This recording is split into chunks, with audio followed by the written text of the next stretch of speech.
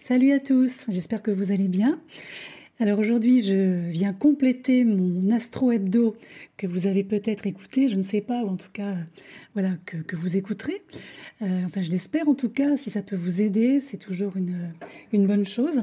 Alors, je viens compléter cet Astro Hebdo avec la lunaison qui arrive là, la pleine lune en Lion, qui va avoir lieu donc là très bientôt, incessamment sous peu, le 25 janvier, à très exactement 5 degrés du Lion. À partir d'aujourd'hui, pendant que vous m'écouterez, vous aurez tout le loisir de vous installer face à la carte du ciel, puisqu'à partir d'aujourd'hui, je vais en fait suivre sur la carte avec la souris les indications que je vais vous délivrer.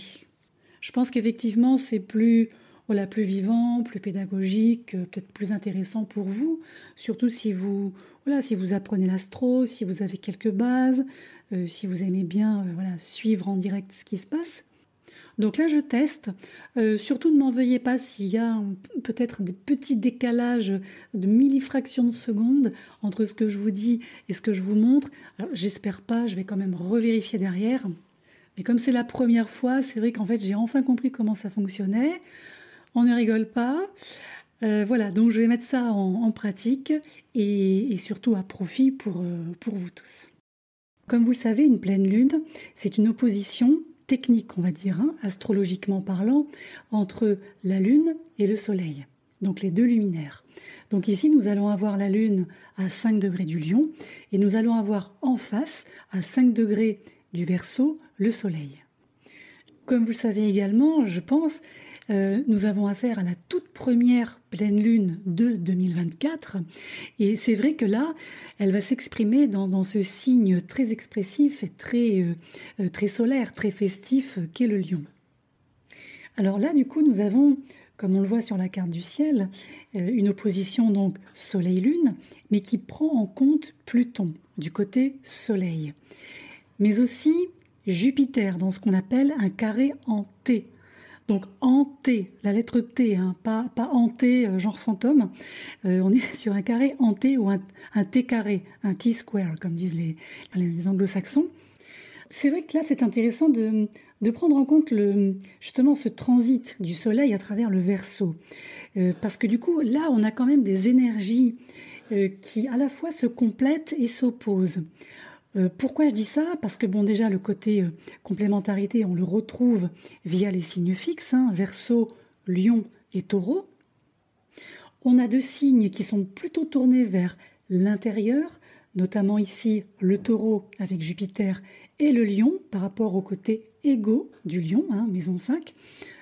Et en face, nous avons donc le Verseau qui lui représente tout ce qui est à l'extérieur, donc le côté communauté, le côté humanité, le côté globalité. Donc là, on voit bien que toutes ces énergies montrent qu'il n'y a pas finalement d'individualité côté Lion sans communauté, côté Verseau et vice-versa.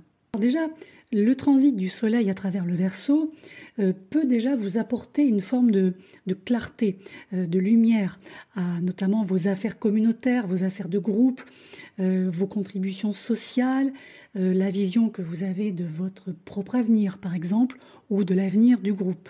On n'oublie pas que le Verseau est un signe gouverné par Uranus, d'où sa nature plutôt excentrique et rebelle, parce qu'il est en fait destiné à déclencher des évolutions, voire des révolutions aussi. D'une certaine façon, cette lunaison vous incite à la fois à réfléchir à la façon dont vous pouvez finalement partager ces parts de vous-même, donc le côté lion, le côté moi, le côté égo, dans le bon sens si possible, avec les masses, mais aussi pour le plus grand bien. C'est ça qu'il faut retenir. Peut-être que les questions que vous pourrez vous poser spontanément durant ces 15 jours pourraient être, par exemple, est-ce que vous vous sentez bien au sein de vos groupes d'amis, par exemple, au sein des groupes que vous fréquentez? Est-ce que les personnes que vous côtoyez correspondent bel et bien à qui vous êtes et à ce que vous faites, à ce que vous aimez? Alors au moment de la pleine lune, le 25, très exactement, Pluton, comme on l'a vu, est déjà entré en Verseau.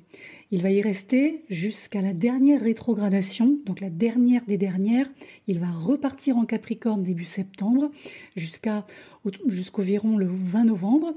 Et c'est vrai qu'il est quand même important de noter l'ampleur de ce transitoire, parce qu'il y a vraiment cette opposition qu'il fait à la pleine lune.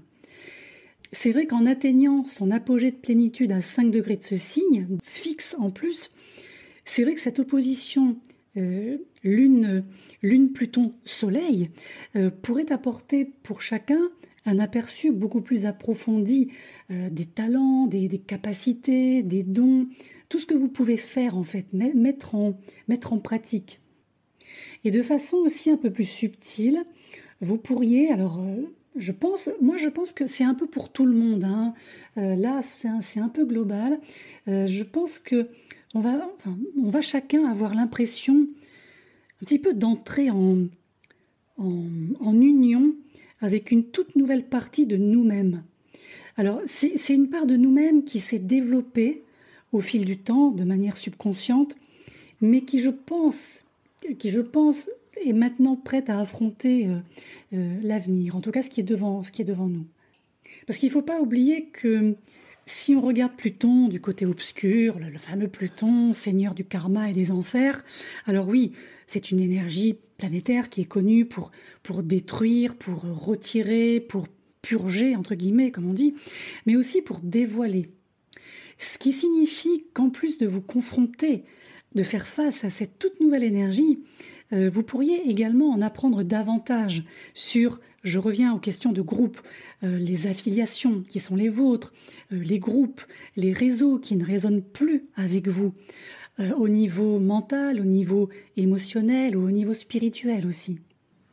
Alors, il est vrai aussi que l'énergie plutonienne, je pense que vous serez d'accord, c'est une énergie qui peut être très polarisante en raison de ses hauts très hauts et de ses bas très bas.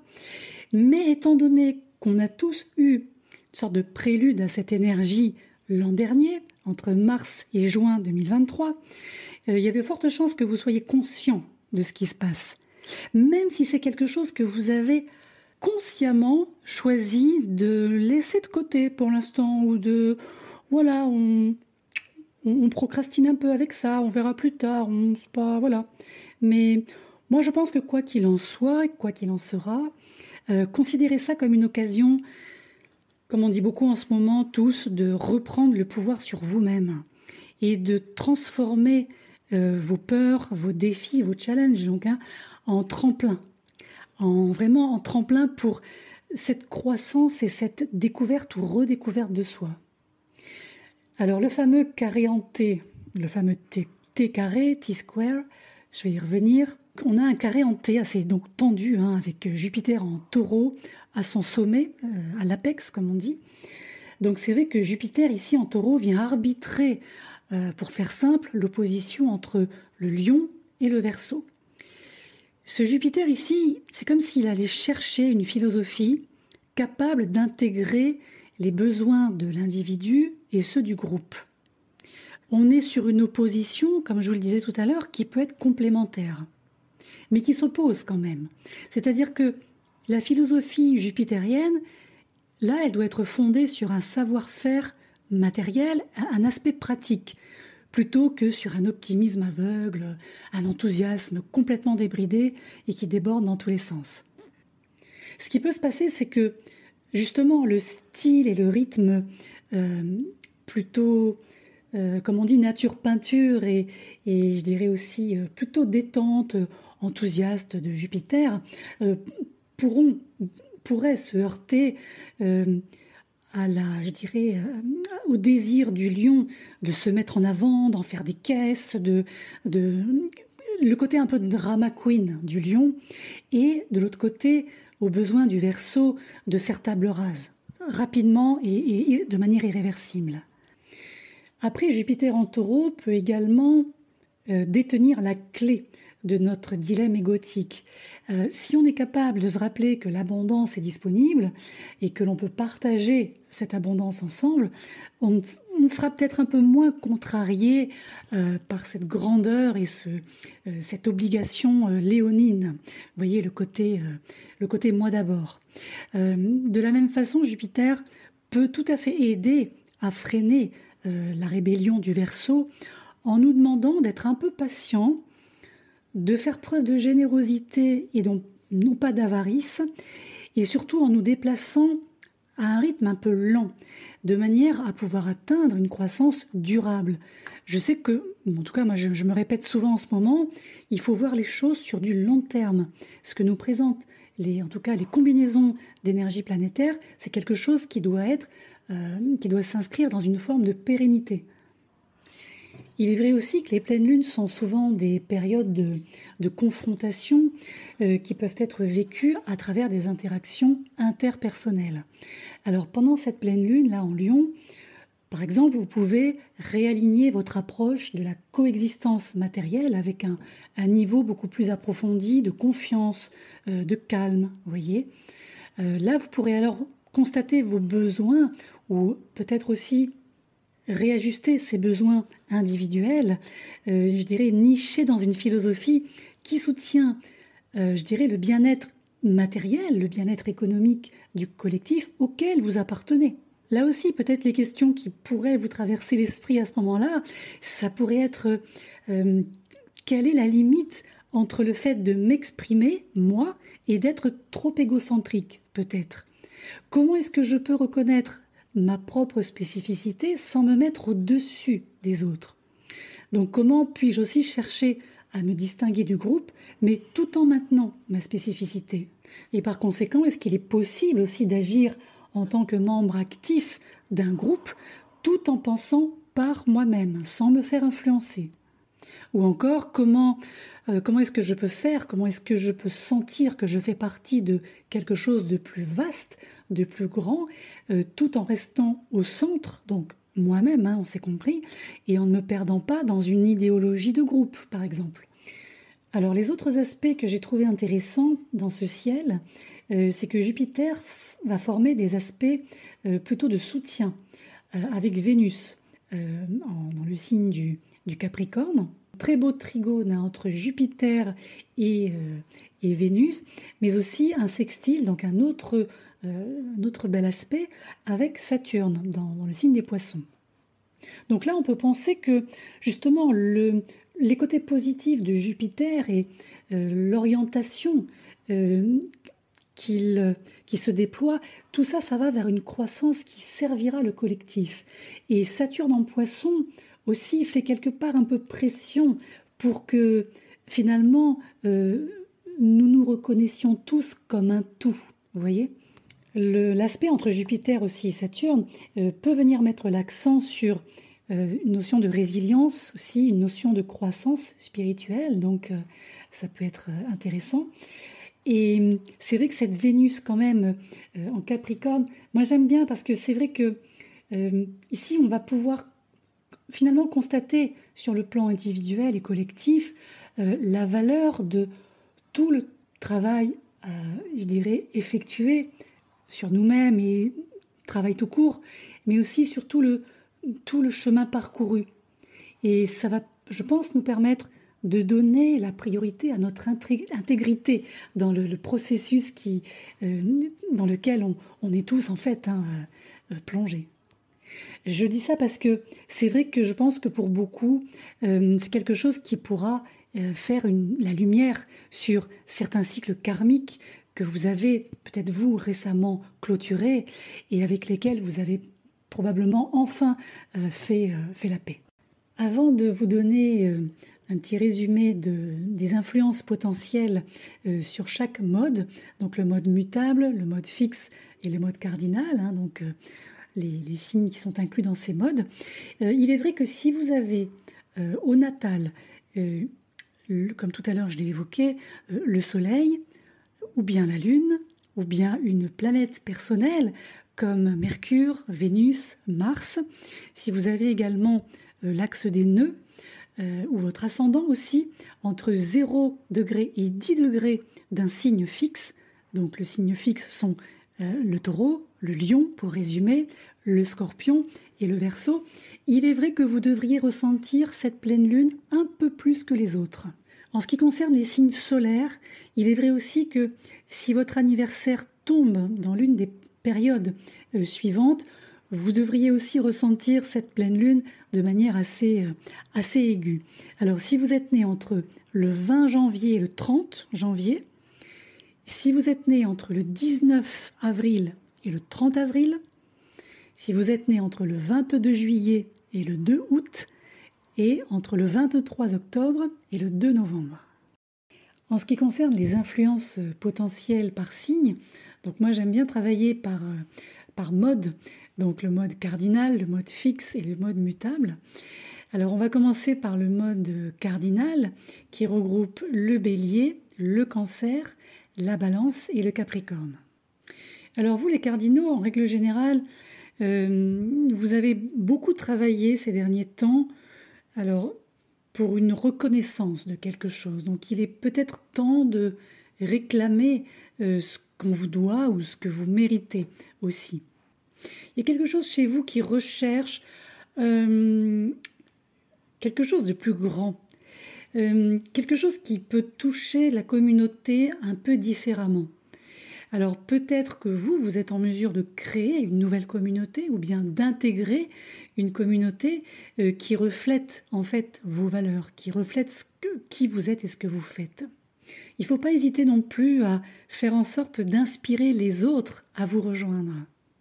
L'autre point, c'est que vous êtes tellement habitué à faire passer les autres avant vous dans vos relations que vous vous êtes un petit peu perdu en route. C'est-à-dire que vous avez peut-être oublié où se trouve votre véritable place.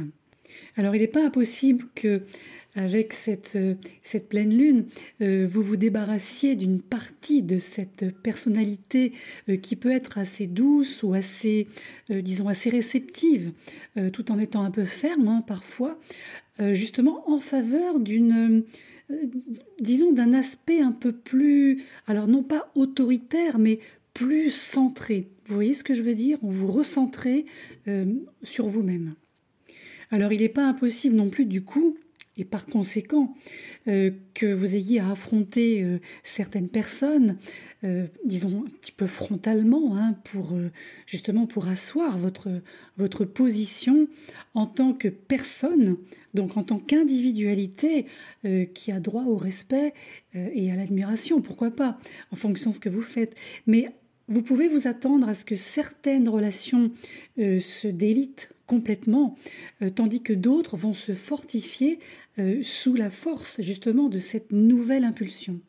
Alors c'est vrai qu'il y a aussi, on voit chez vous là en ce moment un besoin d'être aimé, d'être compris par tout le monde en fait. Il y a vraiment cette idée d'essayer de se raccrocher à la validation d'autrui.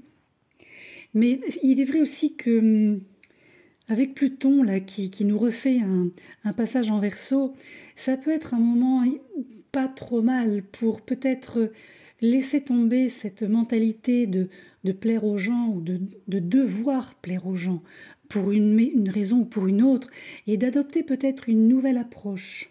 De toute façon, tout ce que vous savez sur la façon de réussir et de bien réussir dans la vie, tout ça c'est sur le point de changer.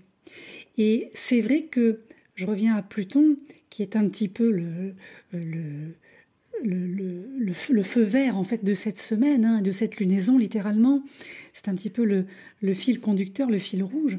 Ce Pluton peut vous mettre à l'épreuve, notamment votre capacité à être flexible, à être adaptable. On peut penser par exemple que les mécanismes d'adaptation, les compétences qui sont les vôtres, que vous avez peut-être aussi utilisées par défaut lorsque les choses vous semblaient un peu incertaines, on ne sait pas trop où on va auparavant, ça ne vous servira plus désormais. Alors ça, il ne faut pas le voir comme un effondrement total du contrôle que vous pouvez avoir sur vous-même et sur ce qui vous entoure. Là, tout ça, ça ressort plutôt comme une espèce de processus qui pourrait vous aider à adoucir, j'ai envie de dire, votre philosophie de vous-même, la philosophie du soi. C'est vraiment ça. Alors votre instinct, il va vous dire de vous accrocher au contrôle, hein, ça c'est clair, partout où vous allez pouvoir le faire, seulement pour que ces choses au final se délitent en fait entre vos doigts, un peu comme du sable.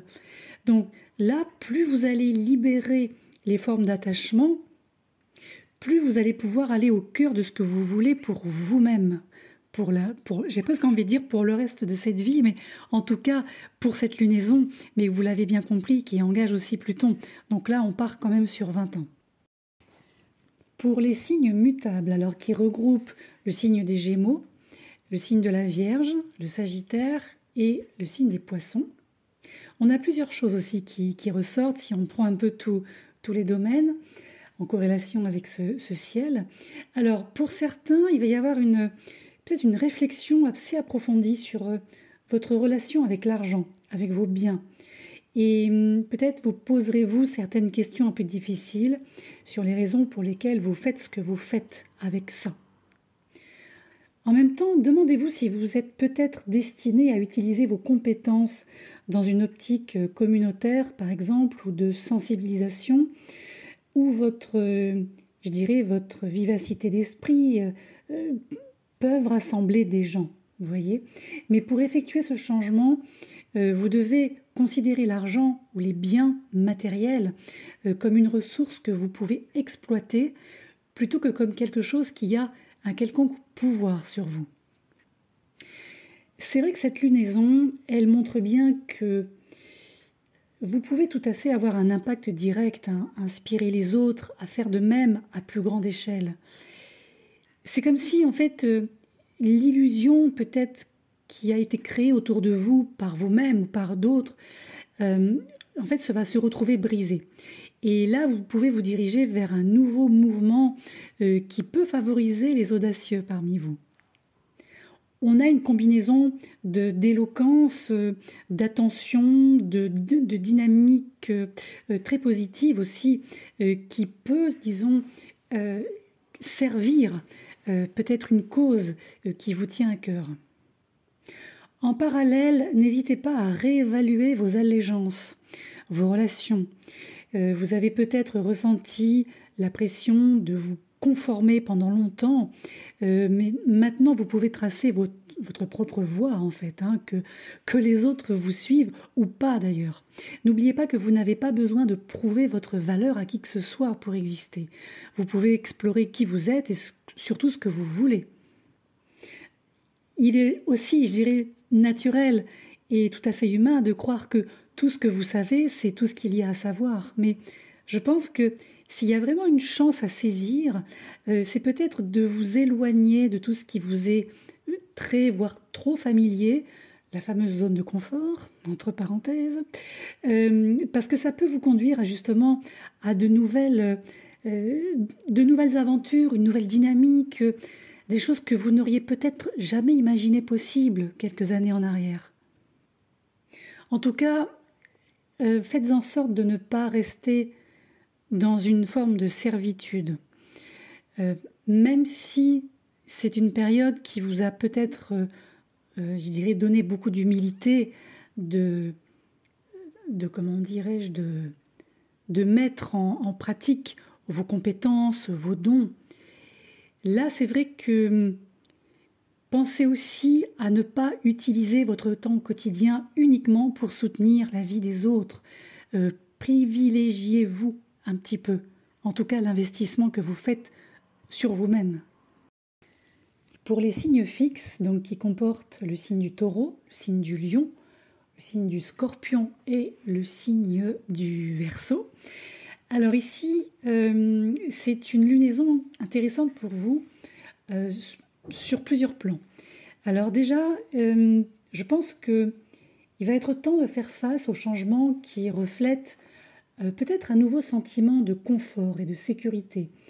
Alors ça peut se faire en redéfinissant les priorités de votre temps libre, par exemple, et aussi en établissant des liens plus solides avec les personnes qui vous entourent. Là, on a l'impression que vous pourriez créer ou recréer une vie plus épanouissante, plus riche pour vous. Alors, vous pouvez rencontrer encore des tensions sur le plan professionnel. C'est pour ça que c'est l'occasion, je pense, en parallèle d'approfondir vos liens familiaux et de vraiment d'être là pour vos proches. En quelque sorte, il faut vous concentrer sur ce qu'on appelle un temps de qualité. Vous voyez, avec les personnes qui comptent le plus. En dehors de ce cercle, moi je pense qu'il y a une chose importante cette semaine qui ressort, c'est de ne pas trop vous attacher à tout ce qui se présente à vous. Ce que je veux dire par là, c'est qu'il faut permettre aux gens, aux situations, à tout ce qu'on veut, d'entrer et de sortir de votre vie facilement. Vous voyez, qu'il n'y ait pas d'attachement. Comme on dit, tout ce qui est destiné restera, et tout ce qui n'est pas destiné repartira. Donc c'est un petit peu l'idée de la semaine, là, pour cette lune. Alors pour certains, je dis bien pour certains, c'est une lunaison qui pourrait, dans les 6 prochains mois, vous amener carrément à vous déraciner de votre vie actuelle et pourquoi pas repartir de zéro. C'est pas impossible. Après, bien qu'on vous ait enseigné que la sécurité est en corrélation avec les possessions matérielles, plus on a, moins on risque, paraît-il, vous allez découvrir que la vraie sécurité vient aussi des relations que vous construisez avec les autres au fil du temps. Et là, c'est valable pour les 6 prochains mois. Ensuite, j'ajouterai, notamment pour le signe du Verseau et le signe du Lion, vous êtes des signes qui ont tendance à se démarquer de la foule, on va dire du grand public. Pendant longtemps, vous avez eu l'impression que les points de vue à contre-courant étaient des obstacles pour vous et qu'ils vous empêchaient d'avancer, sinon de réussir. Alors, la vérité, c'est qu'ils l'étaient auparavant, mais là, avec Pluton qui passe en Verseau, c'est quelque chose qui est sur le point de changer radicalement. Vous, les signes fixes, vous faites partie de ces signes qui ont cette capacité à trouver l'innovation dans la destruction. Donc ça, c'est une chance. C'est une chance, et c'est votre chance de vous hisser au sommet en tant que voix de la raison, en quelque sorte, pour aider à remodeler l'avenir. Il ne faut pas oublier que toutes les fissures dans les fondations, notamment pendant le transit de Pluton Capricorne, que vous avez vu déjà des années auparavant, s'effondreront. Ça va laisser tout le monde dans une espèce de tas de gravats, ce qui est normal. On passe d'un signe à un autre avec Pluton, donc pas de panique. Mais c'est vrai que vous, les signes fixes, vous avez un peu une position d'outsider qui va devenir votre atout au cours des 2 prochaines décennies. Et je pense que vous allez pouvoir trouver beaucoup plus de gens qui vous ressemblent et beaucoup plus que par le passé, justement. Voilà les amis, vous savez tout. Alors moi sur ce, je vais vous souhaiter une excellente pleine lune. Vivez-la au mieux, ne paniquez pas, n'anticipez pas, ne projetez pas le pire du pire. Il n'y a pas de raison. Vivez un peu au jour le jour en ce moment. Et puis voilà, tout se passera bien. Voilà, je vous embrasse, à bientôt.